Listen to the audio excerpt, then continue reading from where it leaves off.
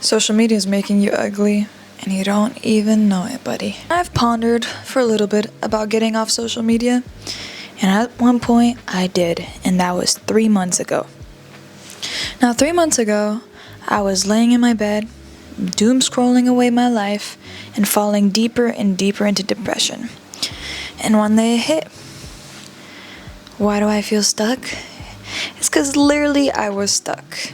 You see, I used to be someone who used to post diligently on TikTok. I used to have a following, posted kind of like creative content.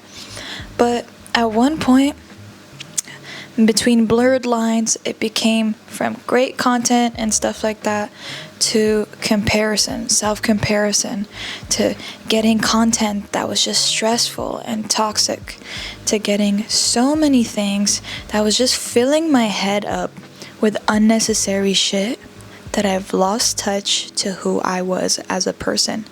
And some of you probably feel that too, like an itch inside, like I probably shouldn't be on my phone for 6 hours. The average person is on their phone for 6 hours at least. Yeah, time is money. I don't know what to tell you. That could have been 6 hours of you learning a language, 6 hours of you hanging out with your friends, 6 hours of you investing your money or learning a new skill. Anyways, so here's a little bit of insight of what I learned from being 3 months social media free. Number 1, social media, come here when I tell you this, is just another escape from the things that you fear to face. Oh, someone had to say it, mate. What can I tell you? Yes, truly, it is just another tool for you to use to escape from your fears. Now, it's okay sometimes for us to distract ourselves just for a little bit of time, but you're distracting yourself 24/7, whether you realize it or not. Whether you're sitting in your room cleaning and listening to a podcast, and then after that taking a break and scrolling on your phone for hours, it is all a distraction from something that you're truly running from, whether it's facing yourself or facing things that you're trying to procrastinate, or just giving yourself an excuse. Hey, everyone is doing it, so it should be fine. I'm fine. But in reality, you're just going to keep running away from your problems until they slam you in the face and you have nothing else to do but face them. But by the time you do, that shit's a fucking pile, mate. Get to it. Stop doing that. Honestly, once I stopped and I started focusing on the things that I've been running away from, I truly realized it wasn't that scary.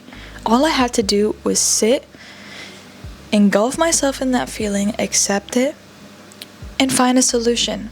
There's this saying that I've actually read. I'm not sure if I'm quoting it the best way possible, but are you worried about something? Yes. Okay, is there a solution? Yes. Then why are you worried about it? And if there's not a solution, then why are you worried about it? I don't know. Spoke to me. Number 2, Burger King foot lettuce. Number 2, you're just filling your mind up and your environment with things that you don't even give a shit about. And not only that, but it's really affecting how you are and how you perceive things. For example, being in a toxic household, whether you want to or not, whether you're a genuine person and a happy person, being in that environment consistently is naturally, and I mean even psychologically, going to have that effect on you. Whether you start being down, feeling sad, getting irritated, angry, same thing with a device that you're literally on 24/7. You're gonna get consumed by all that bullshit media. Now, if you use it as a tool to surround yourself with intentional followings, such as, I want to learn this skill, I'm going to follow a bunch of people that have this skill, I want to learn a language, I want to, surround myself with the friends that actually care about me, that's different. But I know you're following your ex-boyfriend from 5th grade that you kissed on the cheek and you don't give a shit about, who's posting about his frat party at college. Unfollow him, girl. That was not personal. I don't know why. I don't know why it got so personal. Besides the point, I'm not trying to convince anyone of anything. This is, at the end of the day, my experience. But I've noticed that when I'm not consumed by everyone's business, I focus on my business, bro. So yeah, be careful what you consume. At the end of the day, it's what you eat is what you'll be. You eat a lot of junk food, you gonna look like a junk food. You eat a lot of healthy stuff, you gonna look healthy. Same thing with your brain. Be careful of what you feed it. Numero tres. Oh, that was hot. Damn. Let me get to the point. Number 3. You have appreciation for life and actual connection with people. Man, I used to hang out with people, and I say used to because part of this experience also, you start to let go of things that also don't serve you besides your social media. But that's another point. Is hanging out with people and realizing that they're literally on their phone hanging out. Like, just in togetherness. Like, doing things. It's like parallel play, but you're on your phone. So it's like, why are we even here together? Which is even a more deeper issue that we can have a conversation about a different time. But the point is, you end up having intentional conversations, intentional hangouts, and you start to have appreciation and gratitude for the things that are in your life. That's also a great point because you end up noticing what's not serving you, and you'll let go of that eventually if you really wanted to. Unless you're toxic. Do your thing. But yeah, you'll start to enjoy and look forward to hanging out with people. You'll start to notice things about them that you've overlooked because you're so busy on your phone. Their sense of humor, the way they comfort you, how much they play a role in your life.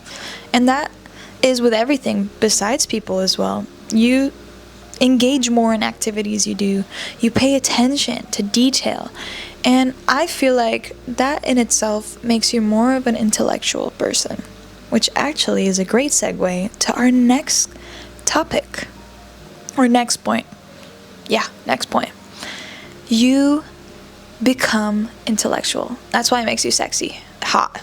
The whole point of this, social media makes you ugly. You become hot, truly. When you start being consistent, when you start taking intentional conversation with people and pay attention, when you're being consistent with your work, these are all quality of super sexy people, super hot people. And a lot of people miss out on that because they're so busy.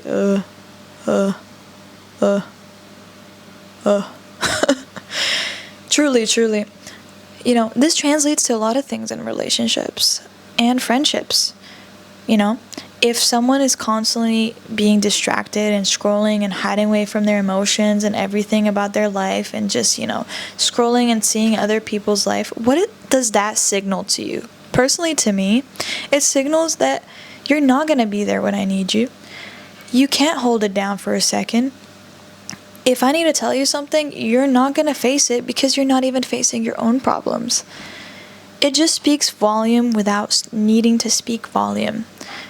When I meet someone off of social media, who's off of social media, not off of social media, I find them automatically attractive, or at least someone that I want to befriend. I'm like, wow, you value yourself, you value your time, and I feel like we would have great conversation and a hangout.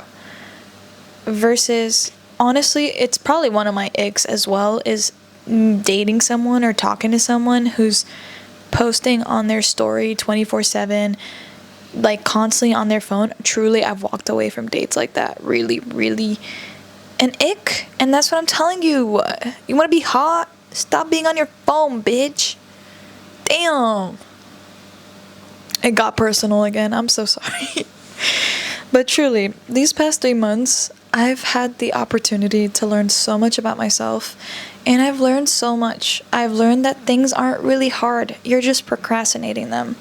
I've been wanting to do the certification for this program, and I completed it. I'm literally starting the job soon.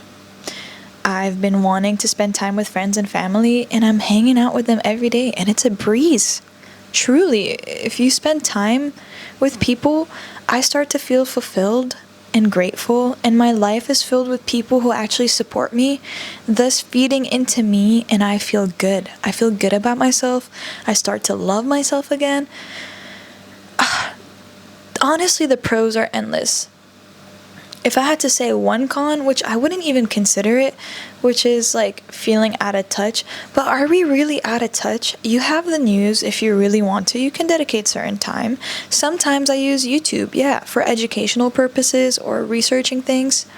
And, sometimes I do indulge in watching shows.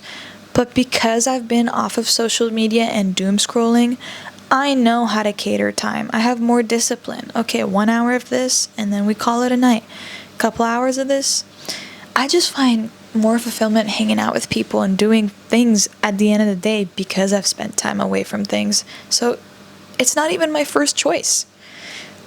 If the story was crazy enough or the trend was crazy enough, someone will tell me. And if it's not, then I wasn't meant to know it. Really. Anyways, I hope this helped someone. I hope this kind of gave you perspective. I'm not here to convince you, neither am I judging anyone. Truly, everything that I've stated is my personal belief, and I've seen so many positives out of it.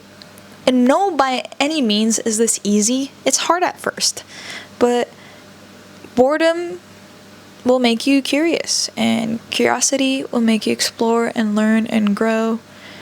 But doom scrolling on your phone for 10 hours and wondering where the day went and why your bank account isn't going up and why no one has hit you up and why everyone's hanging out without you. Yeah, there's a cure to it. It's called get off your phone. I'll see you guys in the next video. Thanks for tuning in. This was Jude's, and I'm out.